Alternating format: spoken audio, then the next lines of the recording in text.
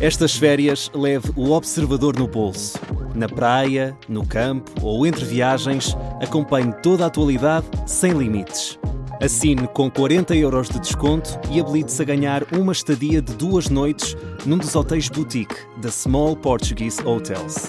Este verão, desligue da rotina, não da informação. Assine em observador.pt.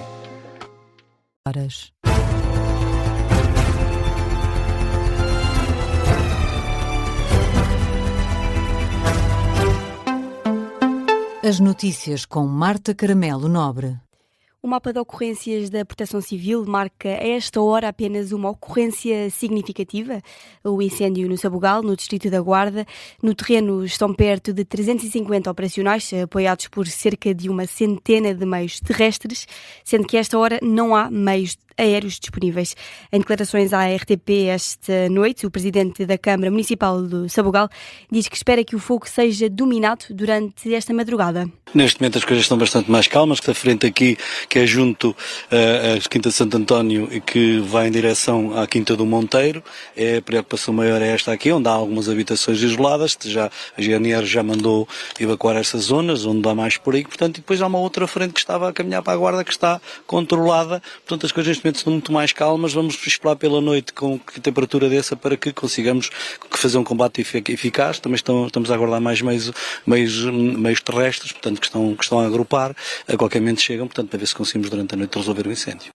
O ponto de situação e as expectativas de Vítor Proença, o autarca do Sabugal, sobre o combate a este incêndio.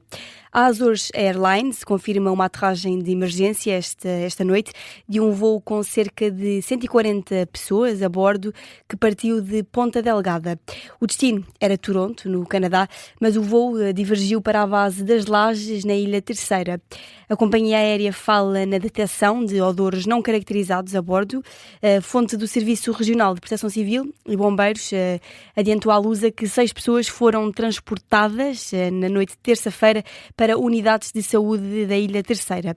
Na Venezuela, aumentou para 100 o número de portugueses e luso-descendentes que morreram na sequência dos sismos. Há também a registrar 59 pessoas desta comunidade desaparecida. Esta quarta-feira passam 2 semanas da ocorrência destes 2 sismos na Venezuela. No mais recente balanço oficial do país, refere-se que mais de 17 mil pessoas estão desalojadas e cerca de 800 edifícios foram danificados ou destruídos. Esta quarta-feira, em Almada, moradores, comerciantes e cidadãos promovem um cordão humano silencioso em protesto pela falta de abastecimento de água no concelho. Já durante a noite desta terça-feira, a Câmara de Almada anunciou que vai proibir os gastos não essenciais de água para restabelecer as reservas no concelho. Anúncio da autarca Inês de Medeiro, que espera que as falhas no abastecimento sejam ultrapassadas no espaço de 2 a 3 semanas.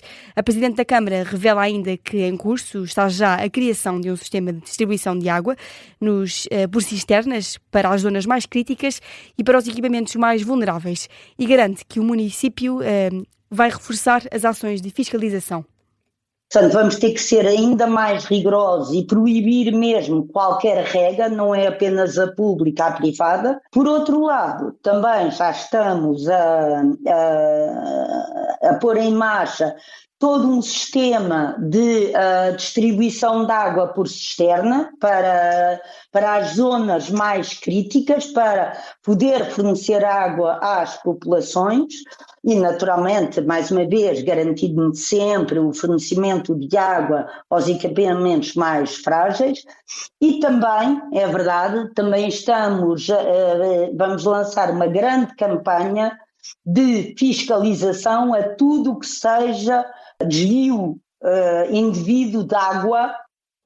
O anúncio da autarquia surge depois da Ministra do Ambiente ter revelado esta terça-feira que Almada é o município com maiores perdas de água do país, com perdas na casa dos 35%, diz Maria da Graça Carvalho, que sublinha ainda a necessidade de manutenção e investimento da rede. Almada é talvez o município com maior perdas de água, tem muito acima da média, perto de mais de 35%, portanto há ali uma necessidade de manutenção e de investimento que é importante fazer. Declarações de Maria da Graça Carvalho, Ministra do Ambiente, em Évora. E André Ventura diz que o Chega vai acompanhar a moção de censura do PSD à Câmara de Almada. O líder do Chega pede esclarecimentos. André Ventura quer ouvir a Presidente da Autarquia, Inês de Medeiros, bem como a Ministra do Ambiente, Maria da Graça Carvalho.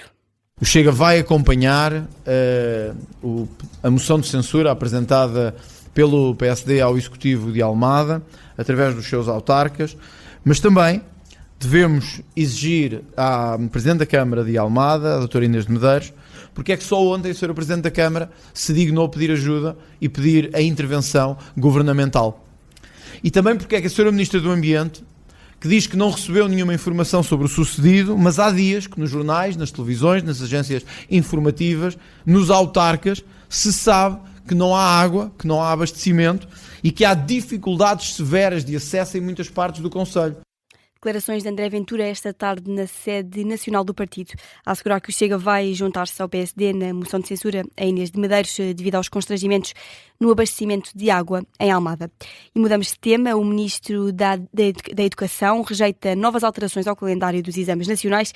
Fernando Alexandre diz que não há motivos para novas mexidas e explica que as mudanças que foram feitas pelo Ministério foram preventivas. Neste momento não vemos razão nenhuma para alterar o calendário de 17, que eu devo dizer foi mudado por precaução e por respeito aos professores, tendo havido uma diminuição pelo atraso na disponibilização das respostas para correção pelos professores, que não podíamos estar a comprimir o tempo de correção porque isso iria gerar pressão sobre os professores.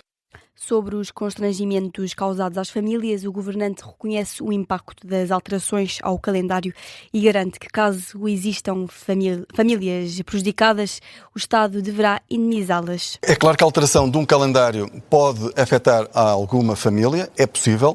Nós procuramos precisamente fazer uma alteração que é marginal, ou seja, foi dentro da mesma semana, foram 2 dias, não passámos para a semana a seguir. Eu já tive a oportunidade de o dizer. Se houver alguma família que demonstre que foi efetivamente, porque nesta altura eu acho que é muito difícil, porque não sabe se o aluno vai à segunda fase ou não, à partida, quer dizer, se demonstrar que de facto houve um prejuízo, obviamente o Estado deve ressarcir a família, não tenho dúvidas nenhumas sobre isso.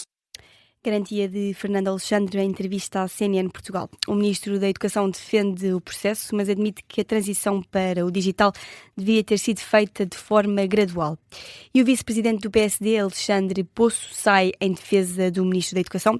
Diz que o Executivo está disponível para prestar esclarecimentos. Alexandre Poço elogia as capacidades do Ministro e garante que Fernando Alexandre tem toda a solidariedade e o apoio do Governo da AD. Obviamente que lamentamos que esta situação esteja a acontecer. E eu acredito que o Ministro Fernando Alexandre, que é um homem muito capaz, muito inteligente, muito sagaz, competente, tem em todas as declarações que tem feito sobre o tema e o próprio Governo como um todo, expressado a nossa, por um lado, compreensão e solidariedade com a situação que esta dificuldade na correção dos exames nacionais está a gerar. Alexandre Poço, que diz que o Governo tem de assumir responsabilidades e resolver os problemas que têm surgido com o novo método de correção dos exames nacionais. Na atualidade internacional, os Estados Unidos lançaram novos ataques contra o Irão e avisam que são para continuar. É o que adianta o Comando Central dos Estados Unidos, que explica que são ofensivas que surgem em resposta às ações iranianas contra navios comerciais no Estreito de Hormuz. Washington diz que a operação visa impor custos pesados a Teherão e acusa o inimigo de violar o cessar-fogo e de colocar em risco as embarcações civis em águas internacionais. Do lado do Irão, Teherão não confirma, aliás, nem desmente as acusações de ataques contra os navios comerciais. Em vez disso, reafirma o controle sobre o Estreito de Hormuz. De acordo com Al Jazeera, o porta-voz do Ministério dos Negócios Estrangeiros iraniano diz que as suspeitas são questionáveis e garante ainda que o país tem o direito de gerir aquela via marítima ao abrigo do memorando de entendimento em vigor com os Estados Unidos. No Campeonato do Mundo, a Suíça e a Argentina apuraram-se esta terça-feira para os quartos de final. As duas seleções vão agora encontrar-se na próxima ronda do campeonato, um jogo que está agendado para o próximo domingo. A seleção suíça deixou pelo caminho a Colômbia nas grandes penalidades, depois de um nulo no tempo regulamentar e no prolongamento. Já a Argentina garantiu a vaga com uma reviravolta frente ao Egito por 3-2. A equipa argentina entrou na reta final do jogo a perder perder por 2-0, mas conseguiu dar a volta ao jogo em apenas 12 minutos. Lionel Messi voltou a faturar e vai no 9º jogo seguido a marcar pela seleção da Argentina. O Campeonato do Mundo a fechar este Jornal das 3. A informação está de regresso às 3h30.